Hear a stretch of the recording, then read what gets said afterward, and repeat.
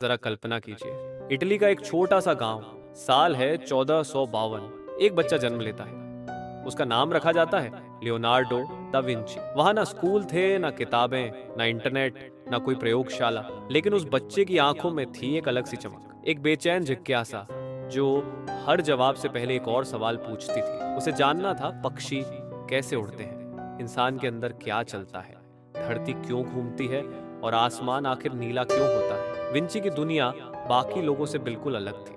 वो सिर्फ एक कलाकार नहीं थे, वो एक पॉलीमैथ थे। पॉलीमैथ यानी वो व्यक्ति जो कई क्षेत्रों में माहिर हो, विज्ञान, कला, गणित, शरीर रचना, वास्तुकला और इंजीनियरिंग। अब सोचिए, 15वीं सदी थी। उस वक्त इंसान उड़ने के बारे में सिर्फ सपने देखता था, लेकिन विंची ने फ्लाइंग मशीन का स्केच बना डाला। उन्होंने पक्षियों को उड़ते हुए देखा, एक एक फ्रेम अपनी आंखों से समझा और स्केच किया, बिना किसी कैमरा या स्लो मोशन टेक्नोलॉजी के। इंसानी शरीर के रहस्यों ने भी उन्हें खूब आकर्षित किया। शरीर रचना यानी एनाटॉमी में उनकी गहरी रुचि थी। उन्होंने 240 से ज्यादा डिटेल्ड स्केचेस बनाए जो आज की मेडिकल किताबों से मेल खाते हैं। उस समय ना एमआरआई था, ना एक्सरे। फिर भी उन्होंने शवों का पोस्टमार्टम कर शरीर को समझा। आज 2025 में ब्रिटेन की रॉयल कलेक्शन ट्रस्ट में विंची की नोटबुक्स को मेडिकल मार्वल माना जाता है। कॉडेक्स लेस्टर एक और महान धरोहर जिसमें उन्होंने अपने वैज्ञानिक विचारों को दर्ज किया। 1994 में बिल गेट्स ने इसे करीब 25 करोड़ रुपए में खरीदा। आज इसकी कीमत 400 करोड़ रुपए से भी ज्यादा मानी जाती है। और उस किताब में लिखी बातें इतनी आधुनिक हैं, मानो कोई 21वीं सदी में जाकर फिर अतीत में लौट आया हो। विंची के वो आविष्कार जो आज हकीकत है, हेलीकॉप्टर, उन्होंने एरियल स्क्रू नाम की स्केच बनाई और यही आज के हेलीकॉप्टर की नींव बनी। टैंक, चारों ओर तोपों वाला एक डिजाइन, टर्टल शेल जैसी संरचना थी। पैराशूट, अंद्रे जैक्स गार्डनरन ने 22 अक्टूबर 1797 को पेरिस में एक हॉट एयर बैलून से लगभग 1000 मीटर की ऊंचाई से छलांग लगाई थी। उन्होंने कोई रिजर्व सेफ्टी पैराशूट या हेलमेट नहीं पहना था, यानी उन्होंने छलांग लगाई बिना किसी आधुनिक सेफ्टी गियर के। मशीन गन, 33 बैरल वाली गन, एक साथ 33 गोलियां चल सकती थी। ये 15वीं सदी का एडवांस वेपन था। कला में छिपा विज्ञान, मोनालिसा। मोनालिसा सिर्फ एक पेंटिंग नहीं है, वो एक रहस्य है। कहा जाता है उसकी मुस्कान हर कोण से अलग दिखती है। आप सोचेंगे, क्या ये सच है?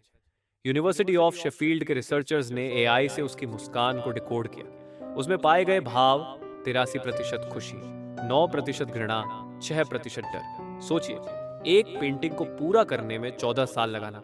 ऐसी डेडिकेशन आज भी मुश्किल से मिलती है। विंची की सोचने की तकनीक, उनका मानना था जो देखना जानता है वही खोज सकता है। वो सोचते थे 3 चरणों में। पहला, किसी चीज का फिजिकल रूप, बनावट, रंग, आकार।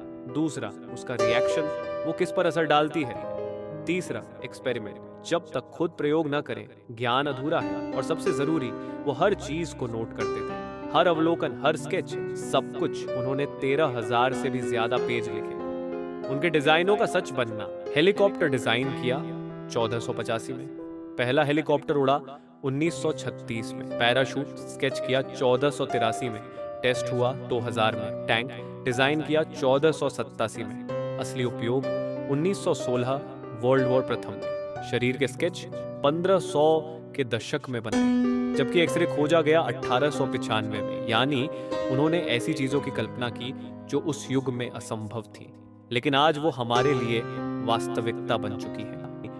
इंटरकनेक्शन की थ्योरी, विंची मानते थे दुनिया की हर चीज एक दूसरे से जुड़ी है, जैसे फेफड़े और पेड़ की शाखाएं, ब्रेन की नसें और शहर का नक्शा अखरोट और इंसानी मस्तिष्क। उन्होंने साइंस, कला और गणित को कभी अलग अलग नहीं देखा। वो चीजों में समानता खोजते थे, फर्क नहीं। विंची की सबसे बड़ी ताकत जिज्ञासा। उन्होंने कहा था, जिसे जानने की भूख हो उसे मोटिवेशन की जरूरत नहीं पड़ती, और यही भूख इंसान को असाधारण बनाती है। आखिरी सवाल, क्या आपने कभी किसी चीज को इतनी गहराई से देखा है कि वो आपको बदल दे?